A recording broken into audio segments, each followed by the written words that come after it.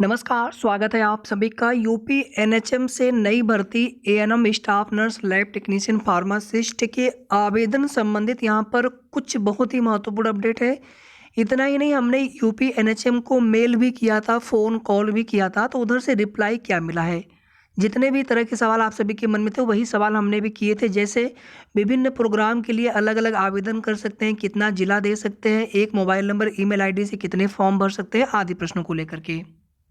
कुछ चीज़ें मैं रिपीट करूँगा और मेरे रिपीट करने के पीछे का सिर्फ़ और सिर्फ़ इतना उद्देश्य है कि आप कोई भी गलती जाने अनजाने में ना करें, कोई भी डॉक्यूमेंट्स आपके ना छूट पाएँ, क्योंकि फॉर्म आवेदन की लास्ट डेट एक बीतने के बाद फिर कुछ भी नहीं कर सकते हैं। फिर वहाँ पे तैयारी करना भी बेकार, अगर हमारे किसी डॉक्यूमेंट्स में कोई कमी रह गई, डॉक्यूमेंट्स बनवा ना पाएँ, किसी भी तरह की कोई अगर त्रुटि हो जाती है तो उन चीज़ों को मैं बस केवल 1 मिनट के अंदर जल्दी से रिपीट करूँगा, आप एक बार केवल ध्यान से सुन लीजिए। बाकी आगे की जो क्वेरीज़ आपकी हैं उनसे संबंधित जो भी रिप्लाई है एनएचएम की तरफ से, उनको हम अच्छे से समझने का प्रयास करेंगे। वीडियो को आप पूरा लास्ट तक ज़रूर सुनिएगा और वीडियो को आप सभी सबसे पहले प्लीज़ लाइक कर दिया करें, शेयर कर दिया करें आप सभी। साथ ही साथ अगर आपने अभी तक चैनल को सब्सक्राइब न किया हो तो ज़रूर सब्सक्राइब कर लें। आगे आप सभी की प्रिपरेशन के लिए प्रैक्टिस सेट भी आप सभी को फ्री ऑफ कॉस्ट अवेलेबल कराए जाएंगे।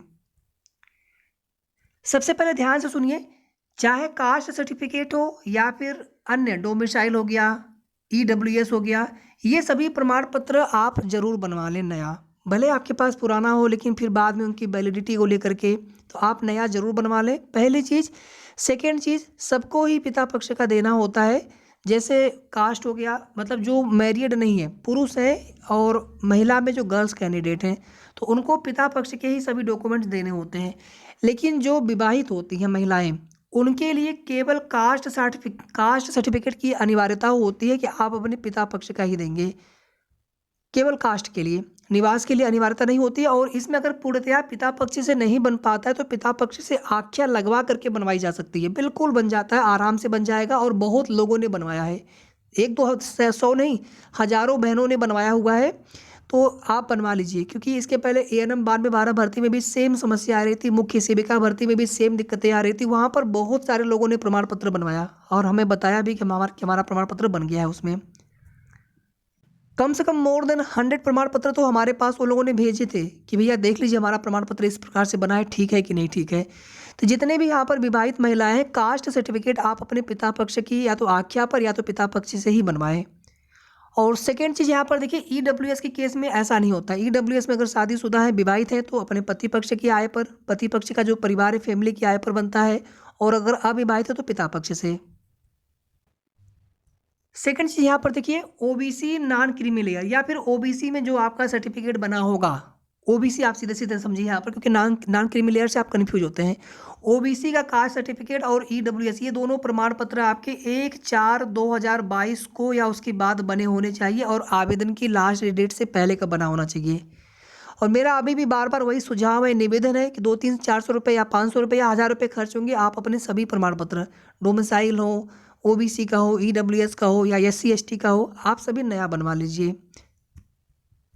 बाकी ओबीसी और ईडब्ल्यूएस को छोड़ करके जो अदर प्रमाण पत्र है, जैसे निवास है या फिर एससी एसटी के जो कास्ट सर्टिफिकेट है, अदर प्रमाण पत्र है, अगर थोड़े पुराने भी हैं, यानी इनसे पहले के हैं, मार्च के हैं, फरवरी के हैं, जनवरी के हैं या फिर पिछले साल के 2021 के भी हैं, तो भी आपके वो मान्य होंगे।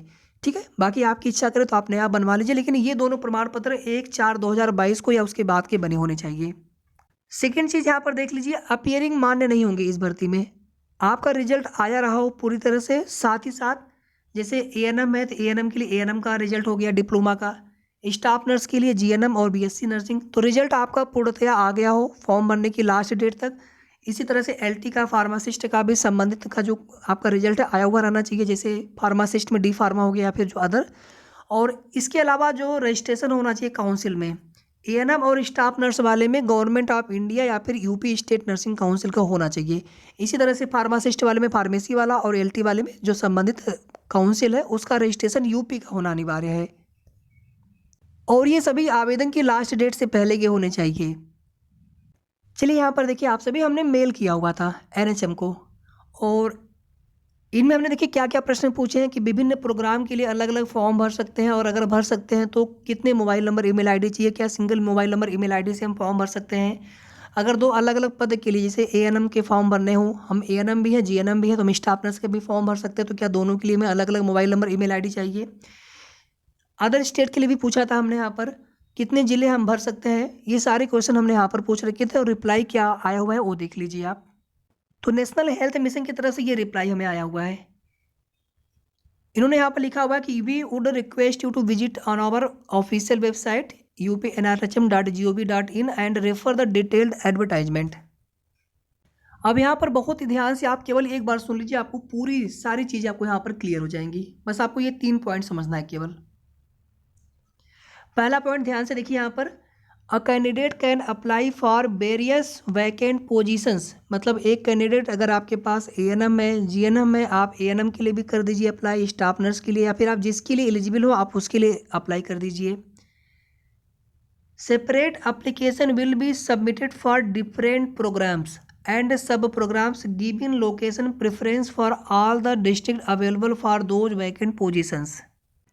मतलब आप एक से अधिक आवेदन कर सकते हैं अलग अलग प्रोग्राम के लिए, अलग अलग पोस्ट के लिए, और ज़िले भी आप एक से अधिक दे सकते हैं। उसमें फिर बाद में जब मेरिट बनेगी तो मेरिट के अनुसार आपको ज़िला अलोकेशन होगा, ज़िला अलाटमेंट होगा। अभी आपको दिखाएंगे वो चीज़ भी कहाँ पर लिखा हुआ है। और आगे आप देखेंगे कि NHM reserves the right to schedule online examination in a single और मल्टीपल शिफ्ट। मतलब जो एग्ज़ाम है अलग अलग भी करवाए जा सकते हैं, सेम एग्ज़ाम एक शिफ्ट में एक दिन में भी हो सकता है। In the case examination is scheduled in a single shift candidates who have applied for multiple post. मतलब यहाँ पर समझ में आया आपको एक चीज़, मतलब आप मल्टीपल पोस्ट के लिए अप्लाई कर सकते हैं विभिन्न एक ही पद में। जैसे एएनएम में विभिन्न प्रोग्राम के लिए आप अलग अलग फॉर्म आवेदन कर सकते हैं, या फिर एक से अधिक पद के लिए आप आवेदन कर सकते हैं अलग अलग। मतलब सेम पद के लिए आपको 2 आवेदन नहीं करना है। तीसरे पॉइंट में लिखा है कि सेम वैकेंट पोजीशन के लिए आप 2 आवेदन मत करिएगा, अदरवाइज आपका candidature liable to be cancelled. मतलब कैंसिल किया जा सकता है, या तो जो उसमें सबसे नया वाला रहेगा उसको कंसिडर किया जाएगा। ऐसे आमतौर पर कैंसिल नहीं होता है, जो जैसे आपने 2 बार किया आवेदन तो जो आपने बिल्कुल बाद वाला किया होगा उसको कंसिडर किया जाता है, पहले वाला अपने आप रिजेक्ट हो जाएगा, ऐसे होता है।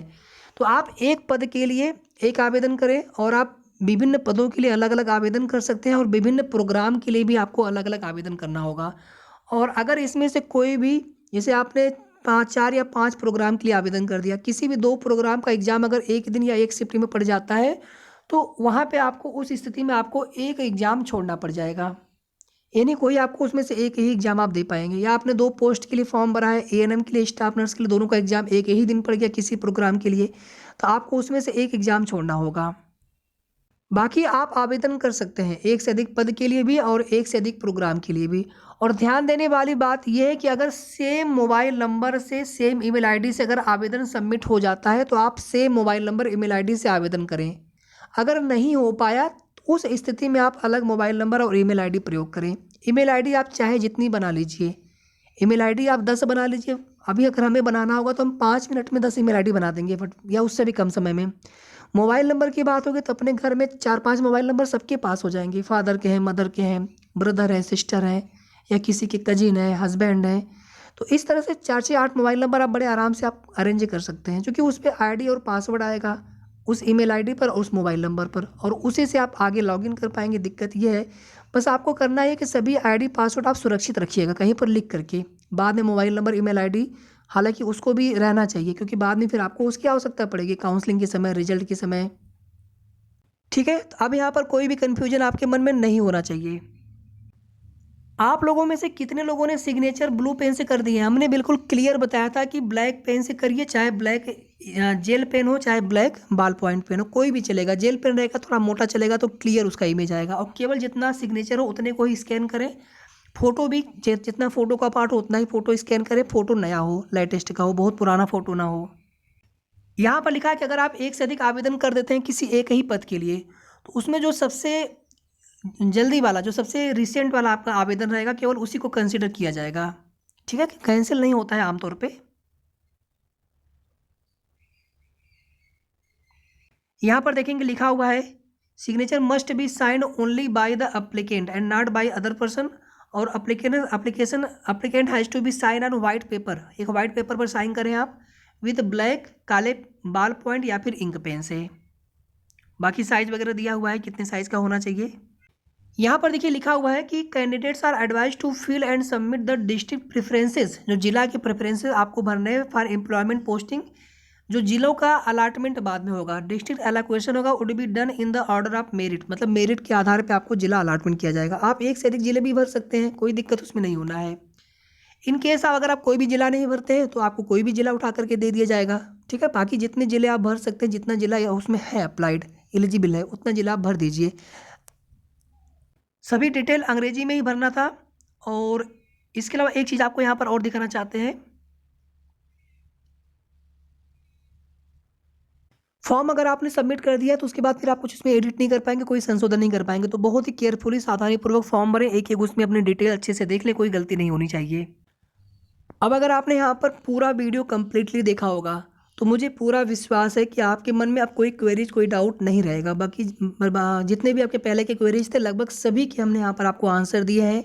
सभी की बिल्कुल आपको सटीक यहाँ पर जानकारी हमने दी है, चाहे डॉक्यूमेंट्स को लेकर के, चाहे आवेदन से संबंधित, चाहे कितने आवेदन कर सकते हैं, चाहे कितने email ID मोबाइल नंबर चाहिए, कितने हम जिले दे सकते हैं, अगर एक ही दिन एग्जाम पड़ गया तब हम क्या करेंगे। सभी प्रश्नों को लेकर के हमने इस वीडियो में आपको बताने का प्रयास किया, बशर्ते आपने वीडियो कंप्लीटली देखा हो।